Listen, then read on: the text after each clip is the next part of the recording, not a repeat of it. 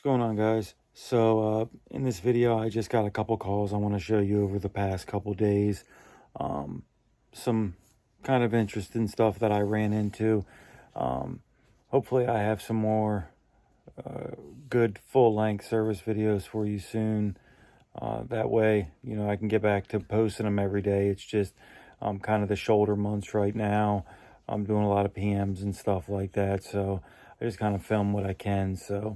But here's a couple, well, one diagnosis of a gas furnace. Then we had a roofer cut into a refrigerant line we had to fix. And then we got into a house that should probably be condemned, and it looks like they're starting to try to clean it up, but it's a real nasty situation. So just a few calls we're going to get, I got into, so take a look. All right, Carrier gas furnace. The switch is on. I don't see any type of indicator lights on right now. The thermostat is lit up, but it could be taking batteries, so chances are we have a power issue here. All right, we're gonna check here just to see if we have low voltage. I don't think we do, because it almost seems like we don't have high voltage either. So where is our transformer? I think it's underneath here. Okay, so we're gonna pull this off and see if we even got power coming in. All right, so the power coming in, 123. Okay, so we know we got power coming in. We just don't have 24 volt power. Let's check this fuse. It's not blown. Thinking we have a bad transformer here, which is underneath here. I can actually smell it. Yeah, that's definitely a burnt up transformer. All right, let's kill the power. And we'll have to get a new transformer for it. The Carrier does not do us any favors where they put it at. There's the screw for it right there. Chances are we're gonna have to drop this control panel a little bit to get to it. All right, so we got our panel dropped down. Here's our transformer here. There's really just one screw. We're gonna go ahead and just cut these wires here on this. And the transformer we're gonna use is universal, so we'll be able to just wire nut it right back in with using the 120 volt leads. So, all right, let's see how it's cut.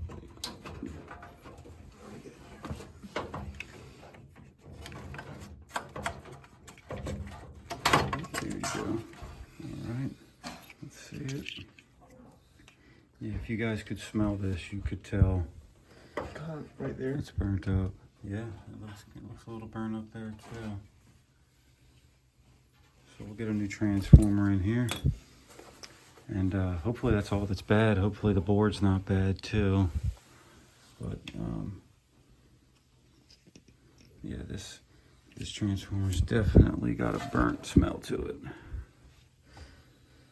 This board does smell a little burnt up. This board's burnt up too. Look at this. I just think, look at that. Holy crap. Yep, I'd say she's toasty. Good God.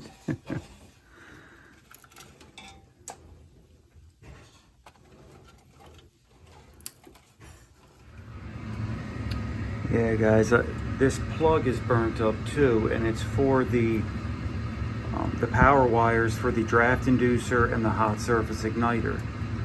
So the board, that's no problem. I can come up with a board, but this, I mean, I'm sure I can come up with a plug too, but I don't know how easy it's going to be to get, or if I can steal it off something else. I'm just not sure about that. But yeah, she burnt up pretty nicely. So we'll get, I'm not sure if I'll get this done today because I'll have to get approval and stuff like that. But Yeah, she's in rough shape. Okay, where that wire that's burnt up and where it burnt up at goes to where the hot surface igniter is. We're gonna go ahead and ohm out the hot surface igniter. And we're coming up with about 85, 86 ohms, which is high. So we'll probably get them a hot surface igniter too. So the list is really piling up on this furnace here. So we need an igniter, a transformer, a board, that plug, and that's just to even get it running. So at some point, you know, you have to sit back and say, is it worth it? But I'm pretty sure this customer is going to want to fix this because they can get repair quotes approved a lot faster than replacement quotes. So that's what we're probably going to do. But I don't know if this is going to happen today. It depends on how quick I can get the parts together and how quick I can get approval. All right, well, they're up here doing roofing. And they cut in here. Then he stopped because I think he hit a refrigerant line. So we're going to see how bad the damage is. This is a piece of PVC chase going through there that he cut all the way down into. So we're going to try to take some of this old material off and see exactly where he hit it at. And if we got to replace the whole piece of pipe, which we probably are because of this. And it's bent here too. All right, let's try to get it opened up. All right, here's the inside view.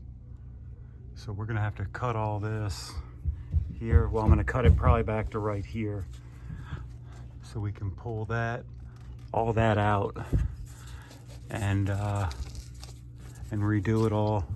Just splice back in right here. So new line set up to this point right here. That thermostat wires, I think they cut too, so.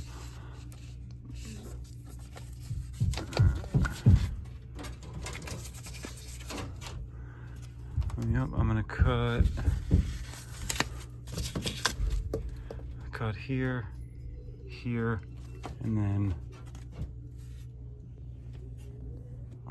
I'll just have to splice the thermostat wire here and splice the condensate tubing. I had Kenny just go up there and pull on the line set just to make doubly sure we had the right one, and we do. So we're gonna cut this baby open. All right, we got the old cut off piece pulled out. There's our hole here. This is kinked here, very close to here, so I'm gonna have to unbraze this here. I cut this, I have enough to swedge on right here, but I'm gonna have to unsweat this here. I was thinking about cutting it, but I don't know. We're gonna try to unsweat it first. So we're about to do that right now. All right, we got our new chase sent through. Thermostat wire, liquid line, thermostat wire, condensate. So we're gonna try to bend this and make it look as pretty as possible. The roof roofs will come through and reflash all this. So we're making progress. All right, down on the bottom end, gotta kind of grab this, this from in here. We're making out that we're up against the rain too, unfortunately now. So that sucks. We just gotta splice that thermostat wire in there. No biggie on that. Right there, we got it cut. And then condensate tubing will connect there. No biggie there. So now we just have see, I ran 7/8 down because that's all I had on the truck. This is 3/4, so that 7/8 should slide right over top of that 3/4. And then we got our 3/8. Should be easy peasy, guys. Let's get going. Like I said, it's starting to rain up top, so that ought to be fun. Got the bender out here. This is the bender I use, guys, the CPS Black Max. I've had it for a number of years. I don't use it nearly as much as an install guy would use it, but it's just here when I need it. It's a nice bender, all aluminum. All right, guys, we're moving right along. We're connected up here. We're gonna start our leak or our pressure test up here. We already got the thermostat wire connected. We just got to clean some stuff up. Ken's doing the thermostat wire downstairs. Like I said, it's starting to rain. We got our tent set up here, man. It's turned pretty shitty, but we're moving right along. Hopefully we get this done and get it back up and running. I don't know if I've ever even seen this thing run before it got chopped up, so hopefully it does run. We're about to find out soon though, guys. Hey guys, I had about 122 PSI left in the nitrogen tank. It's been holding like that for quite a while now, bouncing back between 122.1 and 122.2. So we're gonna have to blow this nitro, and then we're gonna hook up the vacuum pump. I'm not gonna hook up any large hoses or anything. I'm hooking it straight up to these 1/4-inch hoses and letting her eat. I mean, I'm not too concerned. Matter of fact, I think we were even thinking about giving them replacement quotes on this. So it's whatever it gets down to is what it's gonna be, and we're gonna fill it with 422B. Yep, well, we're just finishing up on the inside here. It's raining up there, so we got water coming in. I got a little bucket here, but I'm doing the best we can with it, but we're just about wrapping up on the inside here.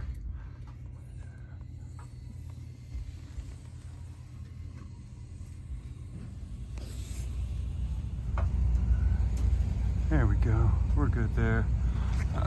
Yeah, our condensate tubing was kinked. I think we're good now. Hopefully they're doing that flashing now so it stops raining in here.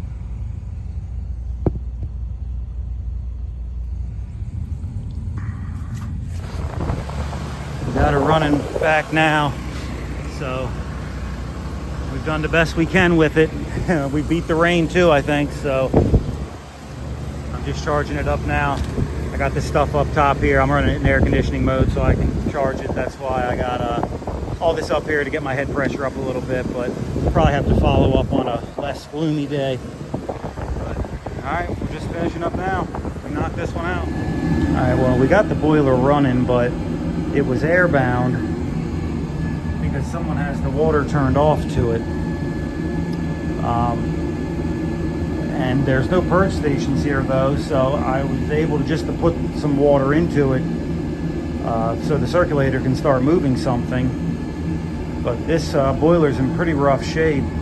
I'm gonna get a couple high vents because these high vents are leaking. I got them to stop though. Gonna need a new pressure relief valve back there, and I'm gonna need to put a purge station in. I'm thinking right around here somewhere, because this is my water inlet here, and it just kept taking water over 20 psi, so I'll probably get a pressure reducing valve also. So we're talking pressure reducing valve, 2 high vents, a pressure relief valve, and a purge station. It doesn't have to be like a traditional purge station. We can have just a 1-inch ball valve with a boiler drain, with like a T, and then like a boiler drain so we can bleed this thing. But this house is in rough shape also. I ain't gonna bullshit you. It smells horrible in here.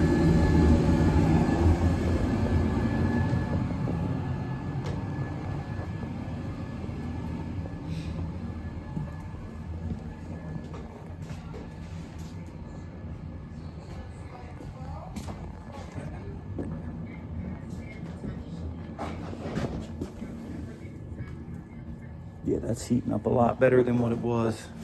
It's at least 140 or so now.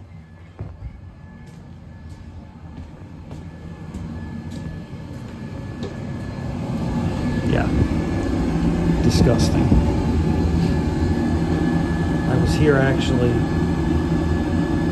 last winter, and it was actually worse than this, but looks like they've actually started to clean up some. So, yep. But it's at least running now that I've got some water into it. We'll have to get them what I said. And yes, that is roaches inside the thermostat. Disgusting. I am not looking forward to coming back to this job to make the repairs. Oy.